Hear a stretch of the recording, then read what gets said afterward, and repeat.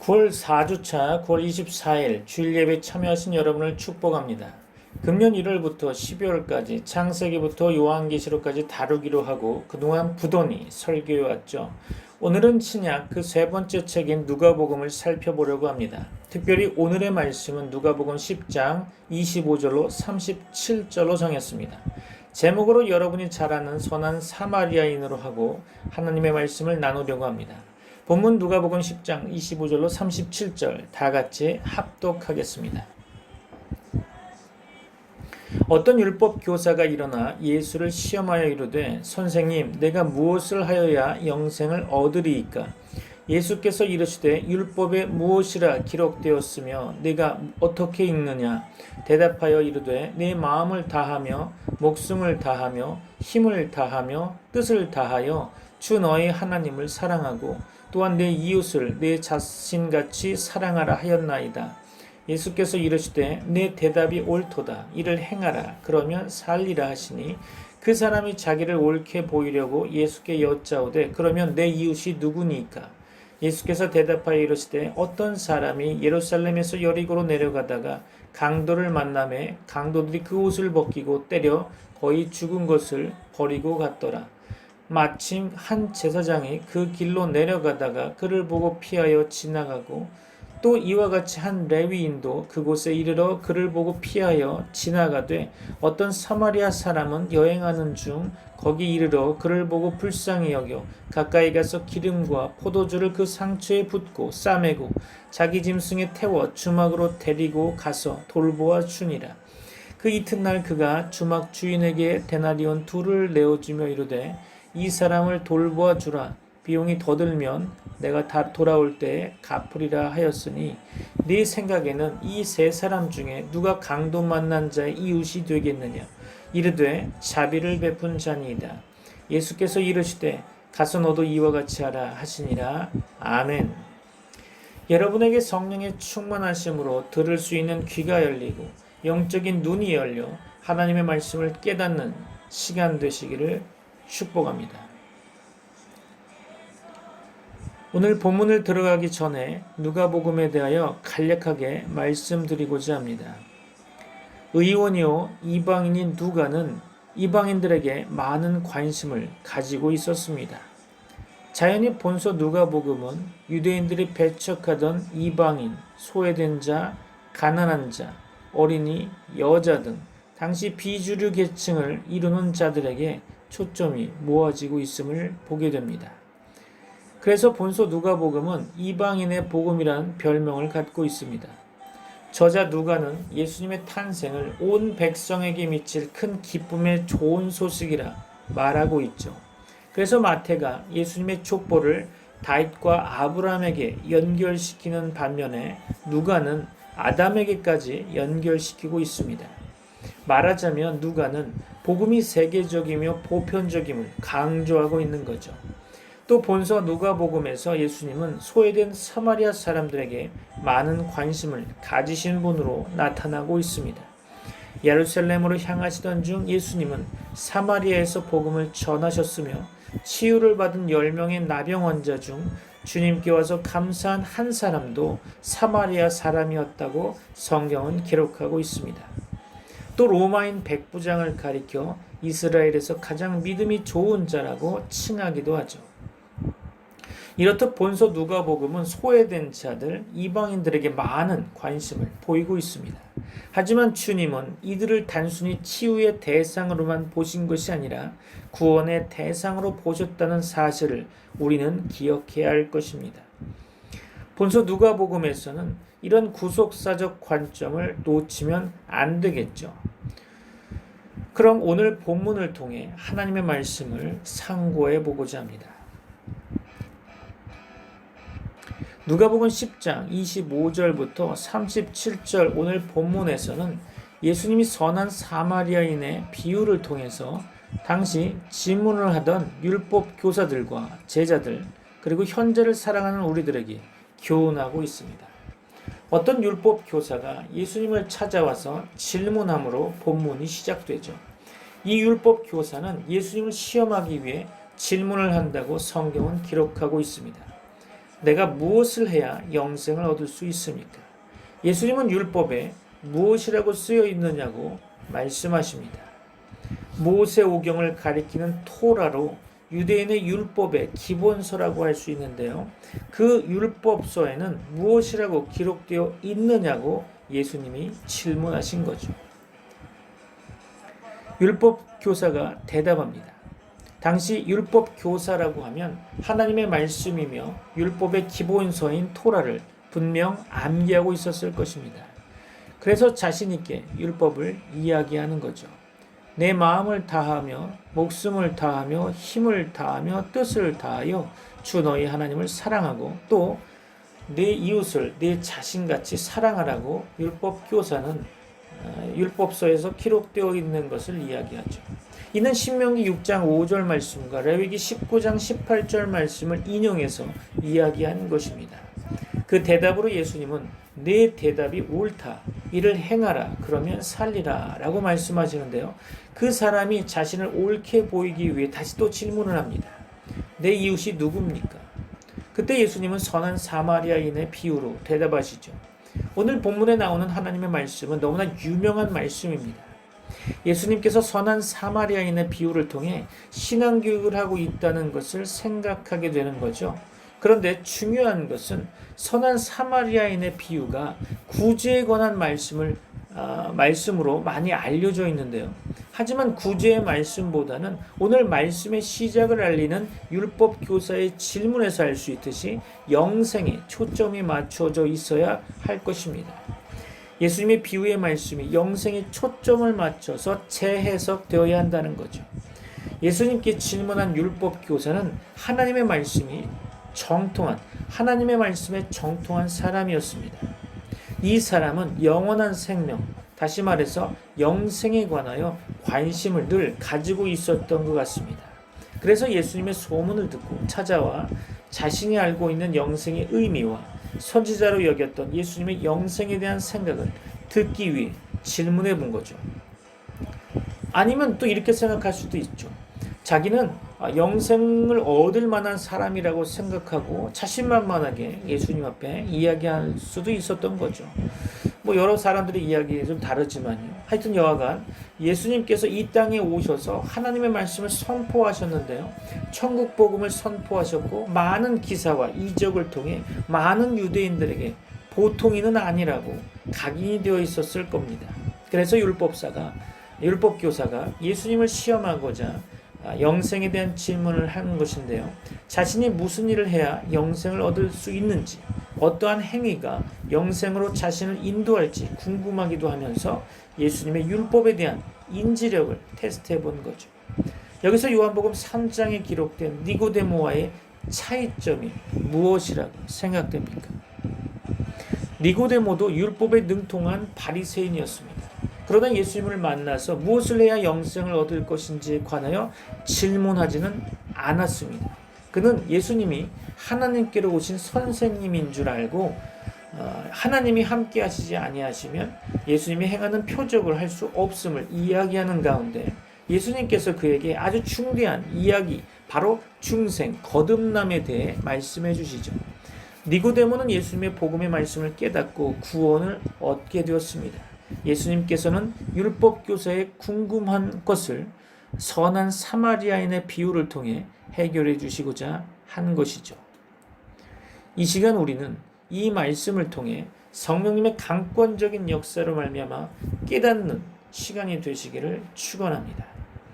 우리는 복음의 눈으로 성경을 바라보고 우리의 삶에 적용해야 할 것입니다. 본문에서 언급한 율법 교사가 알지 못한 것은 바로 율법의 눈으로는 예수님의 말씀을 이해할 수 없다는 거죠. 오늘 말씀을 통해 여러분의 신앙 생활을 점검하고 여러분의 신앙의 방향을 결정하며 예수 그리스도로 결단하는 시간이 되기를 기대합니다. 영생을 소유하시는 여러분 되시기를 축복합니다. 누가복음 10장 25절 봅니다. 어떤 율법 교사가 일어나 예수를 시험하여 이르되 선생님, 내가 무엇을 하여야 영생을 얻으리이까? 이름도 알려지지 않는 율법 교사가 일어나 예수님을 시험하기 위해 자신이 무엇을 해야 영생을 얻을 수 있느냐고 질문을 하고 있습니다. 현재 율법 교사는 자신의 영생에 관하여 궁금해하고 있지만 여기에는 이미 자신은 영생을 얻었다고 자신만만하게 예수님께 행위를 자랑하려는 마음이 가득 채워져 있었을 것입니다. 이때 예수님께서는 율법 교사에게 율법에는 어떻게 기록되었느냐고 질문하셨죠. 누가복음 10장 26절입니다. 예수께서 이르시되 율법에 무엇이라 기록되었으며 네가 어떻게 읽느냐. 예수님께서는 율법에 무엇이라고 쓰여 있는지에 관하여 율법 교사에게 질문하면서 어떻게 읽고 있는지 말씀하고 있습니다. 주님께서는 율법 교사에게 하나님의 말씀을 어떻게 읽어서 깨닫고 있는지를 질문하신 것이죠. 하나님의 율법의 말씀을 자신의 생각대로 깨닫고 있는지 아니면 하나님의 방법대로 알고 있는지 알고 싶으셨을 것입니다. 다 아시겠지만 말이죠. 누가복음 10장 27절입니다. 대답하여 이르되 내 마음을 다하며 목숨을 다하며 힘을 다하며 뜻을 다하여 주 너의 하나님을 사랑하고 또한 내 이웃을 내 자신같이 사랑하라 하였나이다. 그렇죠. 이때 율법 교사는 자랑스럽게 자신의 깨달은 말씀을 예수님께 말씀하고 있습니다. 목숨을 다하며 마음을 다하며 목숨을 다하며 힘을 다하며 뜻을 다하여 하나님을 사랑하고 또한 이웃을 자신같이 사랑하라고 하나님께서 율법을 통해 말씀하심을 예수님께 답변하고 있죠. 누가복음 10장 28절 봅니다. 예수께서 이르시되 네 대답이 옳도다. 이를 행하라. 그러면 살리라 하시니. 그렇죠. 예수님께서는 율법 교사에게 말씀하시기를 너의 대답은 정답이다. 그렇다면 이제부터 네가 깨달은 대로 행동에 옮겨서 네가 말한 대로 하면 영생을 얻을 것이다 라고 말씀하시는 거죠. 예수님은 영생을 얻을 수 있는 방법을 율법 교사에게 말씀해 주신 것이죠. 예수님께서는 율법 교사가 하나님의 말씀을 깨달은 대로 행동하라고 말씀하시는 것입니다. 먼저 주 하나님을 사랑하고 다음에는 자신의 몸과 같이 자신의 이웃을 사랑하라는 거죠. 그러면 영생을 얻을 수가 있게 되는 것이죠. 여기에서 이를 행하라 라고 했는데 이것은 무엇을 의미하는 걸까요? 바로 오늘날을 살아가는 여러분에게 적용한다면 하나님께서 보내신 자를 사랑하고 믿는 것입니다. 이 일을 하는 것이 하나님을 사랑하는 거죠. 요한복음 6장 28절로 29절 볼까요?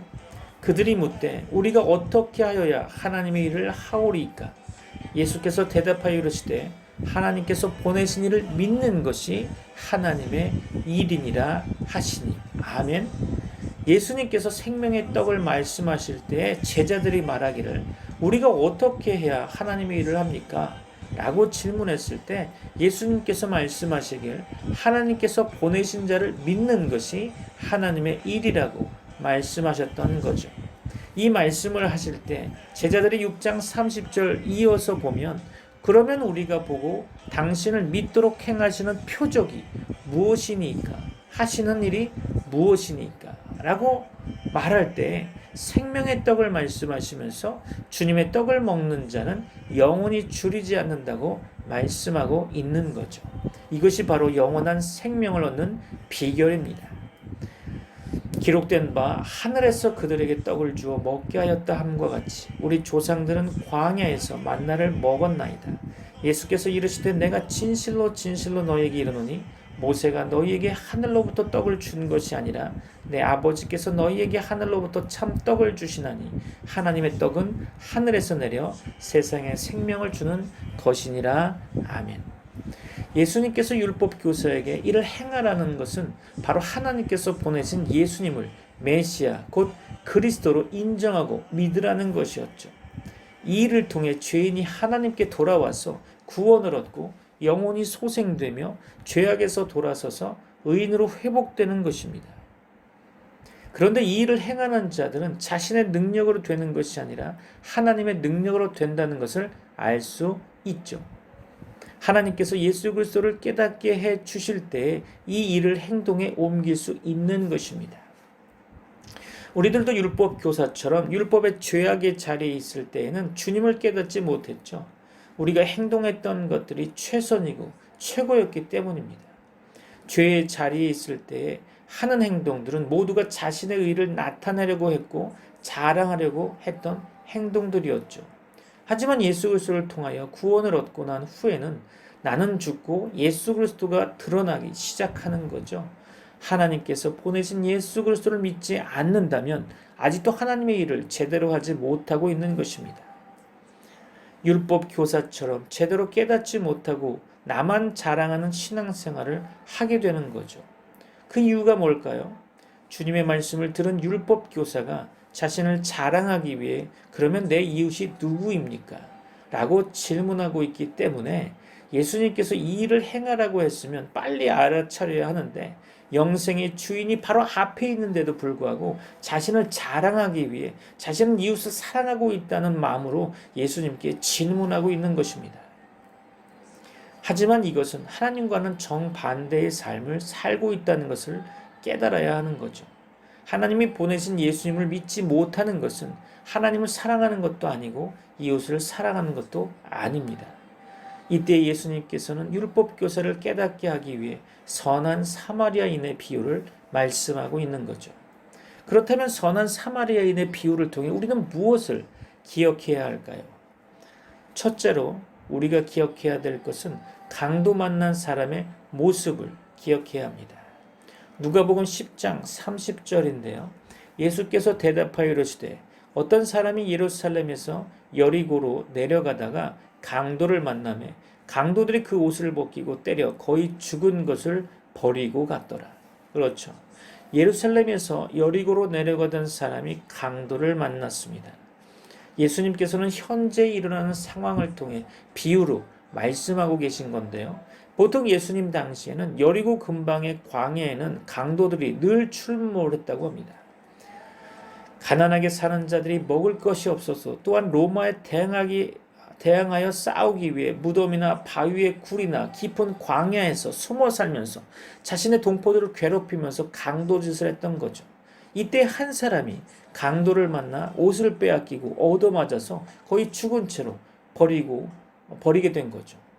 여기에 기록되고 있는 강도들은 영적으로 확대 해석하면 사탄을 의미한다고 보는 학자들도 있습니다. 마지막 때에 적그리스도는 영혼을 멸망시키고 파괴하여 하나님으로부터 멀어지게 하기 위해 영원한 지옥의 불못으로 던져 넣으려고 하는 자들이죠. 이들의 미혹에 빠지면 영혼이 황폐해지고 침체되어서 주님을 인정하지 않고 죄악 가운데 빠지게 되는 것입니다. 요한복음 10장 10절 볼까요? 도둑이 오는 것은 도둑질하고 죽이고 멸망시키려는 것뿐이요 내가 온 것은 양으로 생명을 얻게 하고 더 풍성히 얻게 하려는 것이라. 아멘. 도둑이 오는 것은 도둑질하여 영혼을 죽이고 멸망시키려고 오는 것이지만 예수님께서 양으로 생명을 얻게 하여 더 풍성하게 하시기 위해 오시는 것이라고 말씀하셨습니다. 우리도 우리의 영혼이 죽어 있었습니다. 에베소서 2장 1절 볼까요? 그는 허물과 죄로 죽었던 너희를 살리셨도다. 아멘. 죄악 가운데 완전하게 망가져 죽어 있었던 우리를 예수님은 친히 찾아오셔서 우리를 살리신 것입니다. 이것이 복음이죠. 여기 본문에서 중요한 것은 강도 만난 사람은 자신의 힘으로 절대 회복할 수 없다는 것입니다. 누군가의 도움이 절실한 거죠. 선한 사마리아인의 비유를 통해 우리가 기억해야 할 두 번째는 제사장과 레위인의 행동을 기억해야 한다는 것입니다. 누가복음 10장 31절로 32절입니다. 마침 한 제사장이 그 길로 내려가다가 그를 보고 피하여 지나가고 또 이와 같이 한 레위인도 그곳에 이르러 그를 보고 피하여 지나가되. 그렇죠. 강도 만난 사람의 앞으로 마침 제사장이 예루살렘에서 여리고로 내려가고 있었습니다. 이 사람은 그 당시에는 여리고에 살면서 자신의 반차에 따라 예루살렘으로 제사장 직분을 감당하려 올라가던 사람이었을 것입니다. 이 제사장은 일주일 동안 제사장의 직분을 마치고 나면 자신의 집으로 돌아오게 되는데요. 아마도 그때 강도 만난 사람을 보게 된 거죠. 제사장과 레위인들은 율법에 철저한 사람들입니다. 제사장은 하나님의 일을 하는 사람이죠. 제사를 집례하는 중요한 역할을 감당하고 있는 것이죠. 율법을 통해 하나님의 말씀을 전한다고 하는 사람이며 하나님을 사랑하면서 이웃을 도와줘야 하는 사람인 거죠. 그런데 거반 죽어있던 사람을 보고 그의 마음은 서늘함과 동시에 차가울 정도로 매정하게 피하여 자신의 집으로 가버렸습니다. 그 이유가 뭘까요? 제사장들은 율법의 말씀에 죽은 자들을 만지면 부정해지기 때문에 민수기 19장 말씀을 참고해서 보면 일주일을 부정하게 되는데요. 이러한 사고방식이 제사장의 의식 가운데 잠재되어 있었기에 죽은 사람이라 생각해서 그 사람 때문에 자신의 부정을 막기 위해 하나님 앞에 정결하기 위해 강도 만난 자를 피했던 거겠죠. 아마도 이 이야기를 듣는 율법교사는 그렇게 생각하고 있었을 것입니다. 제사장 본인의 생각에는 잘한 것이겠지만 하나님의 생각에는 잘못된 거죠. 율법에 빠져 있기 때문에 하나님의 진정한 의도를 바라볼 수 없었을 겁니다. 제사장 다음으로 온 사람은 레위 사람이었죠. 레위 사람도 율법을 철저하게 지키면서 살아가는 사람입니다. 그런데 이 사람도 죽어가는 생명을 보고 반대편으로 지나가 버렸죠. 자신이 부정해지는 것을 막기 위해 생명을 경홀히 여기고 있는 거죠. 이것이 율법주의자들의 모습입니다. 예수님께서는 안식일에 죽어가는 생명을 살려주셨죠. 이것을 바리새인들은 안식일에 주님이 일을 했다고 몰아세웠던 것입니다. 율법주의자들은 자신만 깨끗하고 부정해지지 않으면 된다고 생각하는 자들이죠. 남의 생명에는 관심이 없는 자들입니다. 이렇게 레위인이 죽어가는 생명을 버리고 다른 반대편으로 지나간 사실이 실제로 있었고요. 이 사람은 이미 이렇게 할 것이 정해져 있었으며 현재 실제로 강도 만난 사람을 보고 돌아서 버린 거죠. 선한 사마리아인의 비유를 통해 우리가 기억해야 할 세 번째는 사마리아인의 행동을 기억해야 하는 것입니다. 누가복음 10장 33절로 36절입니다. 어떤 사마리아 사람은 여행하는 중 거기 이르러 그를 보고 불쌍히 여겨 가까이 가서 기름과 포도주를 그 상처에 붓고 싸매고 자기 짐승에 태워 주막으로 데리고 가서 돌보아 주니라. 그 이튿날 그가 주막 주인에게 데나리온 2를 내어주며 이르되 이 사람을 돌보아 주라. 비용이 더 들면 내가 돌아올 때 갚으리라 하였으니 내 생각에는 이 세 사람 중에 누가 강도 만난 자의 이웃이 되겠느냐. 그렇죠. 이제 사마리아인이 여행 중에 강도 만난 사람을 보게 됩니다. 이 사람은 기름과 포도주를 그 상처에 부어주고 자기 짐승에 태워 주막으로 데리고 가서 돌보아 주게 됩니다. 이때 당시의 기름과 포도주는 고가의 제품이었죠. 그런데 이것을 불쌍한 자에게 베풀고 있다는 것입니다. 아까워하지 않고 자신의 것을 나누어 주고 있는 것이죠. 그때 당시 사마리아인은 유대인들에게 멸시를 받던 사람들입니다. 북이스라엘이 멸망을 당하면서 아수르의 혼혈 정책에 의해 피가 이방인들과 섞였다고 피를 중시하는 유대인들은 사마리아인들을 정통 유대인으로 인정하지 않았던 사람들이죠. 그런데 정통성을 가지고 있었던 유대인의 대표인 제사장과 레위인은 생명을 잃어가는 자들을 보고 못 본 척하고 도망치듯이 갔지만 비정통 유대인이라고 멸시받았던 사마리아인은 생명을 보고 기름과 포도주를 부어 살려주고 있는 거죠. 그렇다면 이제 우리는 생각해 보아야 합니다. 율법 교사는 영생에 관하여 예수님께 질문을 했고 예수님은 그에 대하여 해답을 주고 계십니다. 이 비유를 마치시고 예수님은 율법 교사에게 질문하시기를 누가 강도 만난 자의 이웃이냐고 물으십니다. 그랬더니 율법 교사는 자비를 베푼 자라고 대답합니다. 현재 사마리아인처럼 강도 만난 자의 생명을 살려주고 있는 분이 누구라고 생각하십니까? 바로 율법교사 앞에 있는 예수님이라는 것을 율법교사에게 넌지시 말씀하고 있는 것입니다. 제사장들과 서기관들과 사두개인들은 율법주의에 빠져 예수님을 인정하지 못하고 있습니다. 사마리아인처럼 취급하고 잘못된 것만 찾아내서 올무에 걸려 넘어뜨리려고 하고 있는 거죠. 그런데 예수님은 잃어버린 양을 위해 자신의 몸을 헌신하고 십자가에서 죽으실 것입니다. 이것을 행하라 라는 것은 무슨 의미라고 생각하십니까? 주님께서 행하신 일을 너희도 하라는 말씀이겠죠. 율법에 빠져 자신의 의로 부정해지지 않으면 된다고 생각하지 말고 하나님께서 택한 백성들이 죄악으로 죽어가고 있는 모습을 보고 주님의 마음을 품고 가서 포도주와 기름을 발라주라는 말씀입니다. 이것은 예수 그리스도의 피를 나누어 주고 그들의 영혼을 살려내라는 말씀인 거죠. 육체의 구제가 아니라 하나님의 말씀을 선포하여 죄로 죽었던 자들이 십자가 생명으로 살아나게 하라는 지상 명령인 것입니다. 우리도 주님의 십자가 복음으로 살아난 자들입니다. 이제 주님의 말씀으로 살아났다면 강도 만난 자들에게 십자가 복음을 선포해야 할 것입니다. 그래서 나와 같이 죽어 있었던 자들을 주님께로 돌아오게 해야 하는 것입니다. 율법에 빠져 있으면 주님의 명령을 깨닫지 못하게 되어 있죠. 영적인 하나님의 말씀 안에서 깨어 있어야 할 것입니다. 오늘 말씀을 통해 여러분의 신앙생활을 점검하시기 바랍니다. 그동안 우리의 신앙생활은 예수님의 명령에 어떻게 반응하고 있었습니까? 우리의 신앙이 세속적인 것에 물들어서 혼합되어져서 성경에서 요구하고 있는 신앙생활을 하지 못하고 방황하고 있지는 않습니까? 우리의 신앙의 방향을 결정해야 합니다.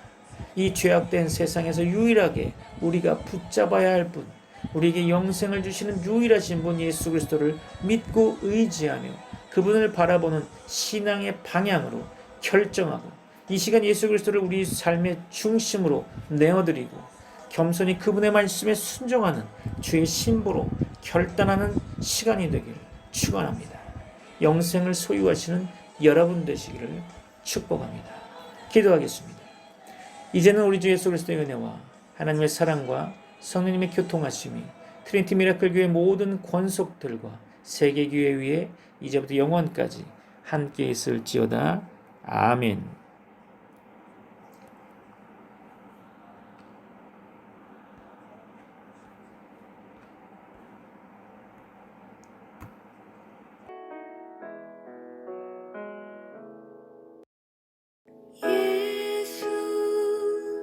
가장 귀한 그 이름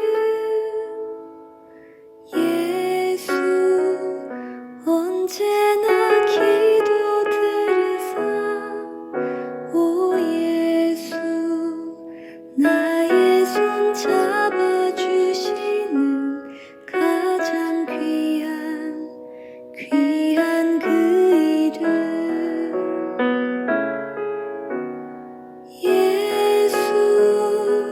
찬양하기 원하네 예수 처음과 나중 되시는 오 예수 날 위해 고통당하신 가장 귀한 그 이름 예수 왕의 왕이 되신 주